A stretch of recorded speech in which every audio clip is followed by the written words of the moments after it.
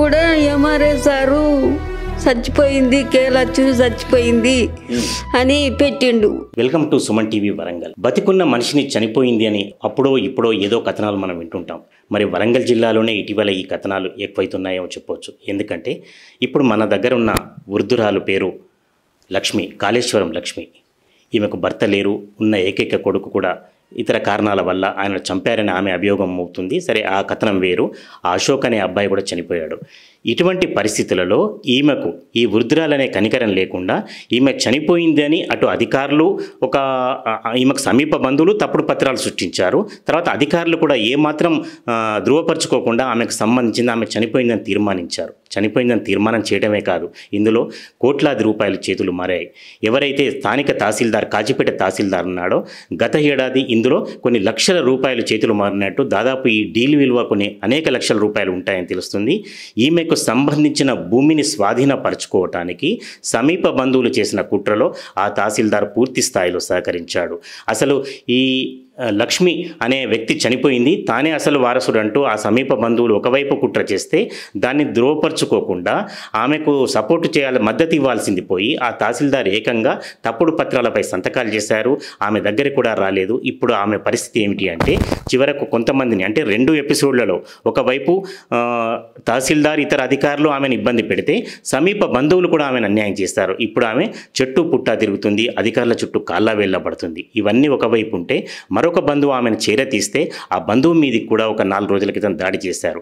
మరి ఇవన్నీ ఇలాగా ఉంటే స్థానిక పోలీస్ స్టేషన్ అధికారి వీటన్నిటిని కూడా చట్టాన్ని పరిరక్షించాల్సిన వ్యక్తి ఏమాత్రం పట్టించుకోకుండా కనీసం ఎఫ్ఐఆర్ చేయకుండా గత వారం రోజులుగా కొద్ది రోజులుగా తిప్పుతున్నారు. దీనికి సంబంధించి ఇప్పటికే ఆ ఇతర బంధువులు ఈ వృద్ధురాలు పరిస్థితి చూసి జాలిపడి ఆమెను చేరదీసి చివరకు పోలీస్ కమిషనర్ ఆశ్రయం పొందడం, ఇతర అధికారుల దగ్గరికి వెళ్ళడం తిరుగుతున్నారు. ఇంతవరకు కూడా ఏమీ పరిష్కారం జరగలేదు. అసలు ఆమె కుటుంబ పరిస్థితి ఏమిటి, ఆమెకు నిజంగా వారసులున్నారా, ఆమె మీద ఎందుకు ఈ అభియోగాలు ఈ సమీప బంధువులు సృష్టిస్తున్నారు, ఇవన్నీ కాళేశ్వరం లక్ష్మి గారిని అడిగి తెలుసుకుందాం. అమ్మ నమస్కారం. అమ్మ ఓకే, మీ బాధ ఏ రకంగా కూడా తీర్చలేదు. అసలు కొద్దిగా చెప్పండి, మీకు మీ భర్త పేరేంటి, ఎప్పుడు చనిపోయారు? నా భర్త చచ్చిపోయింది, నాకు గుర్తుండదు సారు. చనిపోయారు, చచ్చిపోయాడు. కొడుకు ఉండేదా నీకు? కొడుకు బిడ్డలు ఎవరైనా ఉండేదా? బిడ్డలు లేరు, కొడుకు ఒక్కడే. ఏం పేరమ్మా ఆయన పేరు? అశోక్. ఎన్ని సంవత్సరాల కింద చనిపోయాడు ఆయన? ఇప్పుడు 3 ఏళ్ళు సారు. ఆయన ఎట్లా చనిపోయాడు? ఆయన ఉట్టిగానే ఇక పాలలు చేయవచ్చు చచ్చిపోయాడు సారు. అంటే ఆయన కూడా ఏదో ఆస్తి సంబంధించింది, ఆయన కూడా ఇబ్బంది పెట్టారు. ఇబ్బంది పెట్టిండు సారు, ఎవరికి చెప్పలే, ఎవరి దగ్గరికి రాలే మేము. ఇప్పుడు నువ్వు బతికే ఉన్నావా? నేను బతికే ఉన్నాక కూడా ఎంఆర్ఐ సారు చచ్చిపోయింది, కేలచ్చు చచ్చిపోయింది అని పెట్టిండు. పెడితే సారు నేను బతికే ఉన్నా, నా కొడుకు దినాలు కూడా వెళ్ళలే, నేను బతికే ఉన్నా సారు, నేను చచ్చిపోయిందని ఎట్లా పెట్టిండంటే, అమ్మ డబ్బు గురించి పెట్టిందమ్మా అని అన్నాడు. ఆయనే అన్నాడు. అంటే గట్లా ఉంటుందా సారు అని చెప్పి మా అన్న బిడ్డలు, నా బిడ్డ అడిగింది, మా అక్క బిడ్డ అడిగి ఏడ్చుకుంటూ వచ్చి తల కూర్చున్నా సార్. నేను 2 ఎకరాలు 21 గుంట. అది పద్మావతి కాలేజీకి దగ్గర, మడికొండ దగ్గర. అంటే ఈ భూమిని తీసుకోవడానికి నీ బంధువే ఒకరు దానికి తప్పుడు పత్రాలు సృష్టించాడు. మా బావ కొడుకు జయంగా, వడ్డీ యాదగిరి, మా బావ కొడుకు ఇద్దరు, వాళ్ళిద్దరే కారణం. తహసీల్దార్ మిమ్మల్ని పిలిపించిండా? నన్ను పిలిపియలేదు సార్. చచ్చిపోయిండు అని పెట్టిండు. మరి ఇప్పుడు మేము బతుకున్నాను ఎట్లా చెప్పాలని నువ్వు చెప్పుకోవాలి? నేను చెప్పిన కదా, నేను బతికే ఉన్నా, నేను చచ్చిపోయినాను పెట్టిండ్రు, మీరు ఎందుకు పెట్టిండ్రు సారు అని అడిగి ఏడ్చిన. నా కొడుకు చచ్చిపోయింది నేను ఉంటే మీరు ఇట్లా చేస్తారా సారు, నన్ను ఇట్లా మందు కొట్టిండ్రు, నేను అనాది బతుకున్నది అని ఏడ్చిన. ఏడితే ఎక్కడ పోయినా ఎవ్వరు పట్టించుకోలే. ఆ వెంకటేష్ గట్ల చేసి పైసలన్నీ మింగిండు. ఆయన మింగినాక ఎట్లా ఎవరిని అడగాలి, ఎక్కడికి పోవాలి, నాకు ఆకలి అవుతుంది, నా కడుపు మాడుతుంది, నేను ఎవరింటికి పోతే ఎట్లుంటుంది అని ఒక దారి చూపించిండో దేవుడు. చూపిస్తే గొయ్యికొచ్చిన సారు. ఇల్లు కూడా లేదు, ఇల్లు ఉన్నది కానీ ఇల్లు కూడా మంచిగా లేదు. మడికొండల 2 రోజులు ఉన్నాయి. ఇక ఇక్కడికొచ్చిన ఇక్కడికొచ్చి 3 నెలలు అవుతుంది. ఈ జీతం ఫస్ట్కి వస్తే 3 నెలలు వెళ్ళి 4 నెలలు నడుస్తాయి. ఇక ఆయన కొడుకు అనుకొని వచ్చిన ఇక. ఓకే, అంటే ఇప్పుడు సుమన్ టీవీ ప్రేక్షకులకు సంబంధించి పూర్తిగా ఖచ్చితంగా చెప్పాలంటే మడికొండ ప్రాంతంలో ఉన్న 2 ఎకరాలకు పైగా అత్యంత విలువ కోట్లాది రూపాయలు విలువ చేసే భూమిని చేజికి పూర్తిగా కైవసం చేసుకోవడానికి ఈమె సమీప బంధువు అంటే రెండవ భాగంలో ప్రవేశిస్తాడు వెంకటేష్ అనే వ్యక్తి యాదగిరి అనే ఒక రియల్టర్ సహాయంతో కొంతమంది అందరు వ్యక్తులు కలిసి ఈ తప్పుడు పత్రాలు సృష్టించి ఈమెకు వారసులు మేమే ఉన్న ఒక అశోక్ అనే వారసుడు ఆయన కూడా కుట్రలకు బలైపోయాడు. వారసులు మేమే అని తప్పుడు పత్రాలు సృష్టించాడు. ఇది తహసీల్దార్ దగ్గరికి, అప్పటి తహసీల్దార్ కిరణ్ కుమార్ తహసీల్దార్ దగ్గరికి వెళ్ళారు. తహసీల్దార్ దగ్గరికి వెళ్ళి అసలు ఆమె చనిపోయింది మేము వారసులమని ఒక పట్టా కూడా తీసుకున్నారు. దాన్ని మళ్ళీ వేరే వాళ్ళకి అమ్మారు. అది 2 సార్లు చేతులు మారింది. ఇగో ఇది ప్రస్తుతం జరిగిన పరిస్థితి. నేను బతికే ఉన్నానని చెప్పుకోవాల్సిన పరిస్థితి. ఇటీవల కాలంలో వరంగల్ జిల్లా పర్వతగిరిలో ఇలాంటి సంఘటన జరిగితే ఉన్నతాధికారులు జోక్యం చేసుకుని స్థానిక తహసీల్దార్ను ఇతర అధికారులను సస్పెండ్ చేశారు. ఇక్కడ కూడా గతంలో పనిచేసిన తహసీల్దార్ ఆమె చనిపోయింది అనే ఒక ధ్రువపత్రాన్ని ఎట్లా ఏమాత్రం రుజువుపరచుకోకుండా ఎట్లా ఇస్తాడనేది ఇప్పుడు కాళేశ్వరం లక్ష్మి ప్రశ్నిస్తుంది. నేను బతికే ఉన్నాను మహాప్రభు అని ఇప్పటికీ కూడా చివరకు 2 రోజుల క్రితం కూడా ఆమె రేషన్ బియ్యం కూడా తీసుకొచ్చిన పరిస్థితి అందరి చుట్టూ తిరుగుతుంది. నేను బతికే ఉన్నాను మహాప్రభు, నాకేం సంబంధం లేదు, తప్పుడు పత్రాలు సృష్టించారు, భూమిని కైవసం చేసుకుంటున్నాను ఆమె చూస్తుంది. మరి దీనికి సంబంధించి SHO ఎందుకు కేసు నమోదు చేయటం లేదు? పోలీసు ఉన్నతాధికారులు ఎందుకు జోక్యం చేసుకోవటం లేదు? అసలు ఈ తప్పుడు పత్రాలు సృష్టించిన వ్యక్తుల మీద ఎవరెవరు ఇంకా ఉంది? ఏ రియల్టర్ కావచ్చు, ఈమె సమీప బంధువు కావచ్చు, ఒక పాత్రికేయుడైన సమీప బంధువు కావచ్చు, ఎంతమంది దీనిలో ఉన్నారు? కోట్లాది రూపాయలు విలువ చేసే ఈ భూమిని కైవసం చేసుకోవడానికి ఆ వృద్ధురాలని ఇంకా ఎన్ని సంవత్సరాలు బాధిస్తారు? ఈ ప్రశ్నలన్నిటికీ కూడా ఉన్నతాధికారులు జోక్యం చేసుకోవాలి. అమ్మ, నువ్వేం కోరుతున్నావు దీనికి సంబంధించి? ఇప్పుడు నాకు న్యాయం కావాలి సారు. ఎట్లా న్యాయం కావాలనుకుంటున్నావు? నా భూమి నాకు రావాలి. ఓకే, తర్వాత ఇప్పుడు తహసీల్దార్ నువ్వు చనిపోయినావని ఆయన అంటున్నాడు. నీ సమీప బంధువులు కూడా నువ్వు చనిపోయినావని కాగితాలు సృష్టించారు. మరి వాళ్ళని ఏం చేయాలి? వాళ్ళని జైలు పంపాలి సారు. జైలు పంపాలి. వెంకటేశును, యాదగిరి, రాజు, ముగ్గురు. ఇన్ని ఇబ్బందులు పడి ఒకవైపు కొన్నేళ్ల కింద భర్తను కోల్పోయి ఆ తర్వాత కుట్రలకు కొడుకును బలి చేసుకొని చివరకు ఈమె కూడా చనిపోయింది అనే ఒక ప్రచారం జరిగి ఉన్నొక్క భూమి కోట్లాది రూపాయలు విలువ చేసే భూమి కూడా కోల్పోయిన లక్ష్మికి, కాళేశ్వరం లక్ష్మికి మరొక సమీప బంధువు రైల్వేలో ఉద్యోగం చేసే వ్యక్తి వెంకటరమణ వారి పేరు, వారు మన దగ్గరే ఉన్నారు. ఇప్పుడు వారింట్లోనే కాళేశ్వరం లక్ష్మి ఆశ్రయం పోతుంది. ఆమె ఏదైతే ఇబ్బందుల పాలైందో, ఏ విధంగా అయితే నష్టాల పాలైందో అవన్నీ కూడా వెలికి తీయటానికి, ఎవరైతే బాధితురాలికి న్యాయం జరగటానికి ఇబ్బందులకు గురి చేసిన వాళ్ళను ఖచ్చితంగా జైలుకు పంపించాలనే ఒక కృతనిశ్చయంతో వారి సమీప బంధువు వెంకటరమణ ఉన్నారు. అసలు ఇదంతా ఎలా జరిగిందని ఒకసారి వారిని అడిగి తెలుసుకుందాం. సరే, ఈ కథ అంతా ఎలా జరిగింది? సార్, సుమన్ టీవీ ప్రేక్షకులందరికీ కూడా నమస్కారం. నా పేరు దామెర వెంకటరమణ. పక్కనున్నటువంటి ఆవిడ వృద్ధురాలు మా అమ్మమ్మ. మా తాతగారు 1988లో చనిపోతారు, ఒక రైల్వే ఉద్యోగం చేస్తూ. వారికి ఒక్కగానొక్క కొడుకు, వారి పేరు అశోక్, మా మామగారి పేరు అశోక్. 2022 మేలో ఆయన అంటే ఉన్నపలంగా ఆయన ఆరోగ్యం చెడిపోయి చనిపోవడం జరుగుద్ది. దాని వెనకాల కూడా కుట్రకోణం ఉందని మేము అనుమానిస్తున్నాము. ఇప్పుడు ఈ పరిస్థితులను చూస్తుంటే అనుమానించాల్సి వస్తుంది.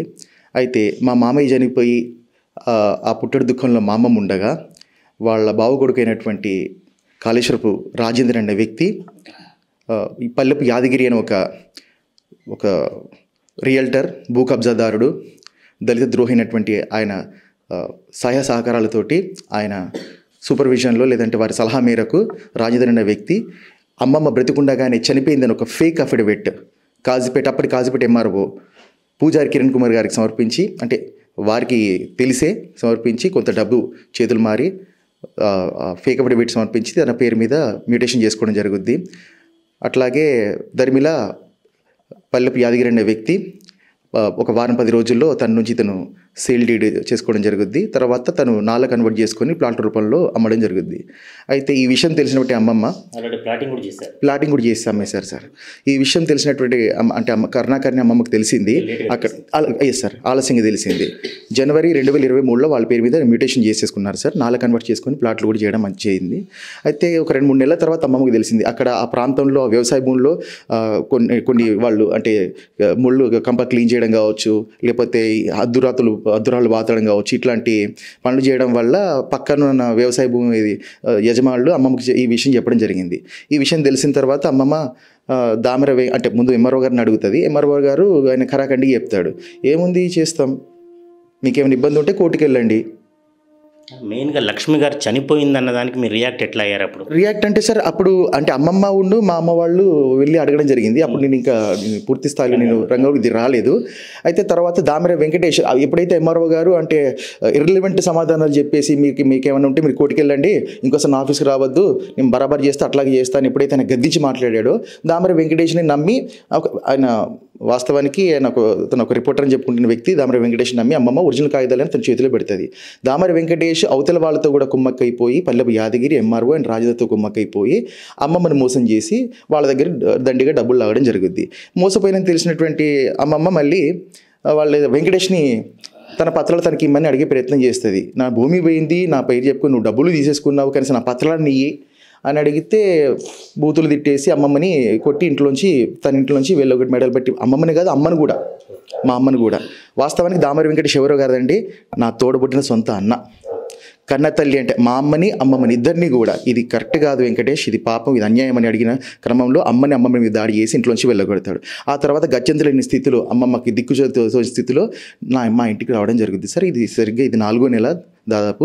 అయితే సార్ ఇది అమ్మమ్మకి ఆశ్రయం ఇచ్చిన తర్వాత అమ్మమ్మకి జరిగిన అన్యాయాన్ని తెలుసుకొని నేను కలెక్టర్ గారికి సిపి గారికి ఫిర్యాదు ఇవ్వడం, అట్లాగే ప్రధాన ప్రింట్ మీడియా 28 ఆగస్టు నాడు దీన్ని కవర్ చేశారు సార్. బ్రతికుండగానే ఆస్తి కోసం చంపారు అన్న శీర్షికన ఆ అక్కస్తోటి మా మీద మీరు పిటిషన్లు ఇస్తారా, మా మీద మీరు పేపర్ స్టేట్మెంట్లు ఇస్తారా అన్న అక్కస్తోటి దామెర వెంకటేష్ తప్ప తాగి రాత్రి 8 గంటల ప్రాంతాన 29 ఆగస్టు నాడు అమ్మమ్మని నా మీద దాడి చేయడం జరుగుతుంది సార్. ప్రాణాంతకు దాడి చేస్తాడు, విచక్షణారహితంగా దాడి చేస్తాడు. అడ్డుకునే క్రమంలో నా వేలు విరిచేస్తాడు.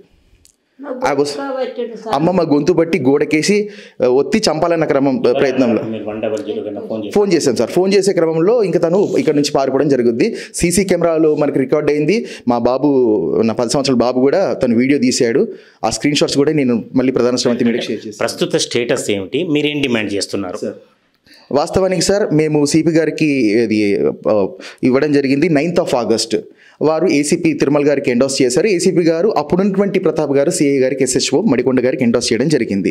ఎండాస్ చేసిన తర్వాత వారిని మేము వెళ్ళి వ్యక్తిగతంగా అమ్మమ్మ నేను స్వయంగా వెళ్ళి ఇంకో పిటిషన్ ఇచ్చే క్రమంలో సార్ వారు సావకాశంగా విన్నారు. విన్న తర్వాత A1 రాజేందర్ని పిలిపించారు సార్. వాస్తవం ఏంటంటే అప్పుడు సిఐ ప్రతాప్ గారు, ఇప్పుడున్నటువంటి ఎస్ఐ రాజబాబు గారు, అమ్మ నా ముందు కాళేశ్వర రాజేందర్ తన కొడుకుతో సహా వచ్చేసి నేను తప్పు చేసిన మాట వాస్తవమే అని అందరి ముందు ఒప్పుకోవడం జరిగింది. అలాగే మేము డాక్యుమెంటరీ ఎవిడెన్స్ కూడా ఇవ్వడం జరిగింది సార్. ఎట్లాగైతే అసలు పెడిగ్రీ అంటే వంశవృక్షం ఇది. అయితే వాళ్ళు సమర్పించినటువంటి అఫిడవిట్ ఫేక్. ఎట్లాగైతే అఫిడవిట్లో రాజేందర్ ఇచ్చినటువంటి అఫిడవిట్లో పేజ్ 1లో తను దేవయ్య కొడుకునని చెబుతూనే పేజ్ 2లో తను రత్నయ్య కొడుకుగా అంటే చనిపోయిన మా అశోక్ మామ స్థానాన్ని తను పొందే ప్రయత్నం చేశాడు. ఎందుకంటే అశోక్ మామకు రావాల్సినటువంటి 2.5 కాళేశ్వర లక్ష్మి గారి అబ్బాయి వారి స్థానాన్ని పొందే ప్రయత్నం చేశాడు.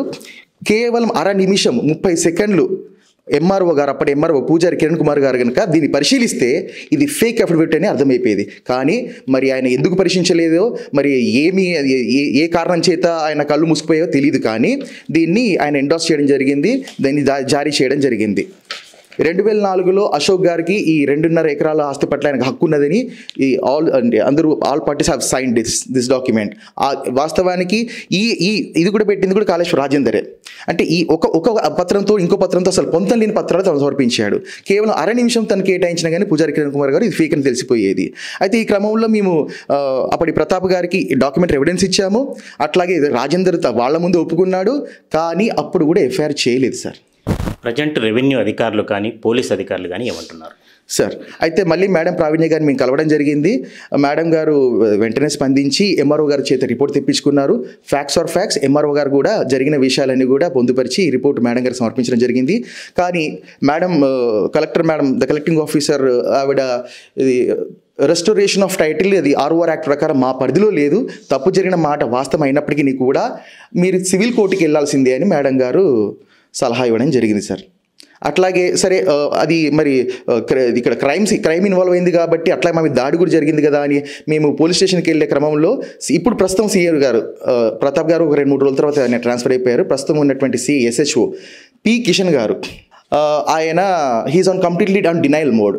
ఆయన మా పిటిషన్ ఇస్తే తీసుకునే ఆయన దానికి సుముఖంగా లేడు కాబట్టి మేము రెస్ట్ పోస్ట్ చేశాము. ఆ పత్రాలు మరి అక్నాలెడ్జ్మెంట్ కూడా మన దగ్గర ఉంది. వారి సబార్డినేట్ మిస్టర్ రాజబాబు ఎస్ఐ మాకు పిటిషన్ అందింది, మా కార్పొరేట్ దగ్గర వచ్చింది అని చెప్తున్నప్పటికీ కూడా inspector of police SHO of Madikonda police station Shri P Kishan గారు ఈజ్ కంప్లీట్లీ డినయింగ్ ఇట్. సరే, ఆ క్రమంలో మరి వ్యక్తిగతంగా మళ్ళీ కలిసి ఇంకో పిటిషన్ ఇచ్చే ప్రయత్నం చేసినప్పుడు ఆయన అవతల వాళ్ళ పార్టీలతో పిలిపించేసి అబ్సల్యూట్లీ బయాస్డ్గా ఆయన ప్రవర్తించారు.